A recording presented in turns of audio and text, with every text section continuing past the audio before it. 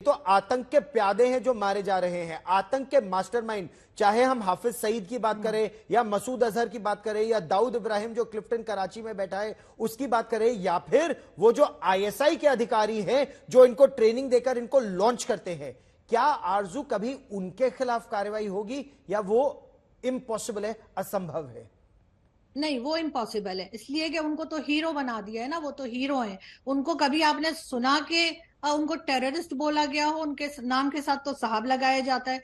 तो मुझे नहीं लगता कि उनके ऊपर कभी एक्शन होगा या उनको कभी भी किसी किस्म का इस किस्म की उनके साथ असर होगा जो बाकी लोगों के साथ हो रहा है। इसलिए कि उन्हें तो आप जानते हैं हाउस अरेस्ट करके रखा है, सारी फैसिलिटीज दे रखी है। कई बार तो वीडियोस भी आई हैं कि वो घर के बाहर भी घूम रहे थे, और जो एक दो अटैक घर के बाहर हुए थे तो उस वक्त भी कहा गया कि जी वो घर के अंदर मौजूद थे। तो जिस आदमी को 31 ईयर्स की जेल हुई है वो घर में क्या कर रहा है? तो एक बहुत बड़ी तादाद ऐसी है, बहुत लोग ऐसे हैं जो इन्हें सपोर्ट करते हैं, इनको फंड करते हैं, और इनको इनके ऊपर हाथ डालना या इनको हिट करना इतना आसान काम नहीं है, और ना ही कोई करेगा यहाँ पे। ठीक। अगर सुशांत सरीन, जो लोग मारे जा रहे हैं उनकी बात करें, अदनान अहमद, हंजला अदनान जो कराची में मारा गया 2 तारीख को, ये तो आतंक का एक बड़ा कमांडर है। और आरजू, जिस तरह से हंजला अदनान को मारा गया या सुखदूल सिंह को तो खैर कनाडा में मारा गया, जियाउर रहमान को मारा गया, पठानकोट टेरर अटैक के अक्यूज्ड को मारा गया, इनको क्यों आपकी नजर में, मतलब अगर आप एक एज अ पाकिस्तानी मुझे बताएं, इनको क्यों मारा जा रहा है?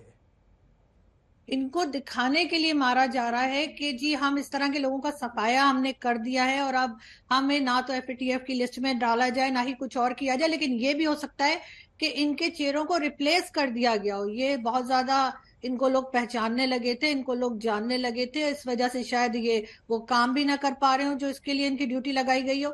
तो हो सकता है इनको रिप्लेस करके अब कोई नए चेहरे आ गए हो जिनका मुझे या आपको पता ना हो। ये आप बड़ी बात कह रही हैं कि इन आतंकवादियों को ये अपनी सेल बाय डेट से बियॉन्ड हो चुके हैं, मतलब इनकी पहचान हो गई है, एफएटीएफ में इनके नाम पहुंच गए हैं, और इसीलिए नए आतंकवादियों की फौज पाकिस्तान ने पहले ही खड़ी कर दी है। ये एक प्लॉजिबल रीजन है, ये कारण हो सकता है सुशांत सरीन, क्योंकि अगर हम ये माने कि जो भारत के एजेंट विनोद हैं या फैंटम है, उसकी पाक अधिकृत जम्मू कश्मीर से लेकर खैबर पख्तूनख्वा तक, मतलब बजौर में जाके आतंकवादियों को मारना, कराची में सुरक्षा मिली हुई है हंसला को और सुरक्षा के सामने मार के निकल जाना, ये क्या दिखाता है? नहीं देखिए, अगर तो ये कैपेबिलिटी है और ये कैपेबिलिटी पैदा कर ली गई है भारतीय खुफिया एजेंसियों ने, या वो एक ऐसी कैपेबिलिटी पैदा की है कि पाकिस्तान के अंदर ही उन्होंने कुछ ऐसे लोग चुन लिए हैं जो ये कार्रवाई कर रहे हैं, तो बिल्कुल इट्स अ रिमार्केबल अचीवमेंट। लेकिन मुश्किल लगता है कि ऐसा हुआ होगा। तो अब पॉसिबल यही है कि पाकिस्तानी खुद कर रहे हैं। कर क्यों रहे हैं? उसके 2-3 कारण हो सकते हैं। एक, ये दुनिया को दिखाने के लिए कि हम क्लीन अप कर रहे हैं। दूसरा, कि भारत को भी दिखाने के लिए कि देखिए ये लोग जो आपके ऊपर हमले में मुलव्विस थे, और ये छोटे लोग नहीं हैं गौरव, ये they might not be the जो टॉप के लोग हैं, ये वो नहीं है, लेकिन जो कार्रवाई होती है वो यही लोग करते हैं। जो ट्रेनिंग है, जो सारे के सारे ऑर्गेनाइजेशन है, ये लिंचपिन है उस ऑर्गेनाइजेशंस के। तो अगर इन लोगों को ठोका जा रहा है तो कोई एक छोटी बात नहीं है। लेकिन ये भी हो सकता है कि ये लोग उन ऑर्गेनाइजेशंस के साथ मिले हो और ये कुछ ऐसी कार्रवाई कर रहे हो जिसकी इनको पाकिस्तान के खुफिया तंत्र ने इजाजत ना दी हो, और ये मतलब कि एक तरीके के रोग एलिमेंट पाकिस्तानी फौज के लिए बन रहे हो, और इसलिए इनको ठोका जा रहा है। तो संभावनाएं कुछ भी हो सकती हैं, लेकिन द फैक्ट कि पाकिस्तान की जो सरकार और पाकिस्तान का जो खुफिया तंत्र है वो इनके जो कातिल हैं उनके पीछे नहीं जा रही। पाकिस्तान का मीडिया इसके ऊपर चुप है, सारा के सारा एक तरीके का सन्नाटा है इस मामले के ऊपर। यहां तक कि इवन जो आतंकी गुट है वो भी चुप करके बैठे हुए, सहमे हुए से बैठे हुए हैं।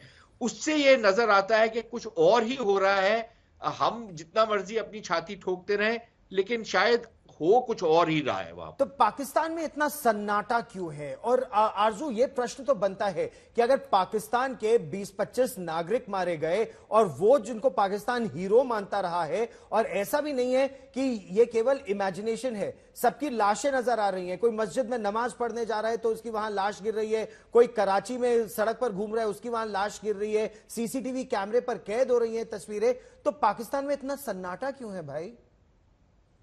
गौरव, ये हीरो नहीं है, इनके जो हेड हैं, जो जिनके साथ ये काम करते रहे, जो इनके चीफ्स हैं, वो हीरो हैं, ये हीरो नहीं है।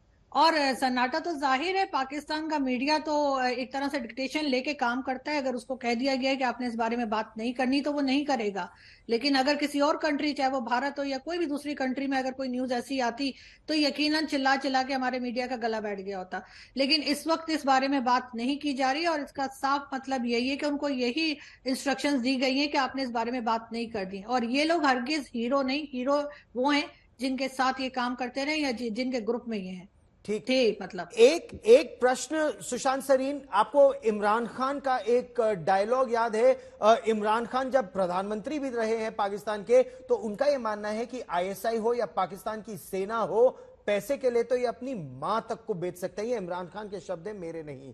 तो अगर इस तरह की भाषा पाकिस्तान की आईएसआई के लिए बोली जाती है, पैसे के लिए कुछ भी कर सकते हैं, तो क्या पैसे के लिए आतंकवादियों को भी मार सकते हैं, अपने ही आतंकवादियों को? और अगर ज्यादा पैसा दिया गया तो हाफिज सईद को भी टिका सकते हैं?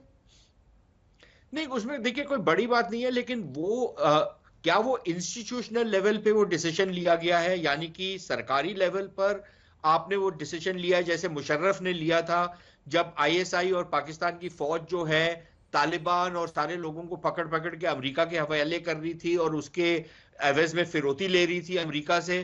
क्या ये वो वाला सिलसिला है या ये एक प्राइवेट एंटरप्राइज है, यानी कि पाकिस्तान के फौज के लोग या पाकिस्तान की आईएसआई के लोग वो अब बिकाऊ माल हो गए हैं क्योंकि तनख्वाहों में गुजारा नहीं चलता और कोई जरिया नहीं है उनके पास पैसा कमाने का, तो अगर उनको कोई पैसे दे रहे हैं तो वो जाके ये काम कर रहे हैं। I don't know, I have no way of knowing कि एक्चुअली असलियत क्या है, लेकिन उनका ट्रैक रिकॉर्ड ये भी रहा है गौरव कि जब वो किसी चीज को खत्म करने पे आते हैं तो वो बिल्कुल सिरे से उसको खत्म करते हैं। और उसका एक उदाहरण लश्कर जंगवी का एक वो मलिक इशाक करके था जो बहुत वर्षों तक, दशकों तक पाकिस्तान की आईएसआई का कारिंदा था, और फिर पाकिस्तान की आईएसआई ने डिसाइड किया कि अब इसको खत्म करना है।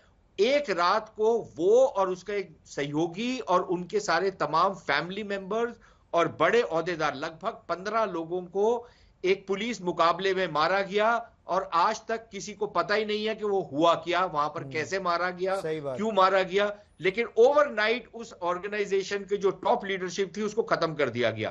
तो ये भी इनका ट्रैक रिकॉर्ड है, महत्वपूर्ण है। लेकिन अगर ये पूरी सूची देखें जो इस समय आपके टेलीविजन स्क्रीन पर हम आपको दिखा रहे हैं, केवल ये अदनान अहमद उर्फ अदनान हंजला ही नहीं, आप ये देखिए अकरम खान हो, ख्वाजा शाहिद हो, सैयद खालिद रजा हो, बशीर अहमद पीर हो, जुहूर मिस्त्री हो, यानी IC 814 के हाईजैक के समय से जो आतंकवादी रहे हो उनको भी मारा जा रहा है। और खालिस्तानी आतंकवादी भी कोई हार्ट अटैक से मर रहा है तो कोई और मिस्टीरियस सर्कमस्टांसेस में मर रहा है। इस बड़ी खबर पर लगातार रहेगी नजर। आरजू काजमी और सुशांत सरीन, आप रणभूमि में मेरे साथ जुड़े, बहुत बहुत धन्यवाद।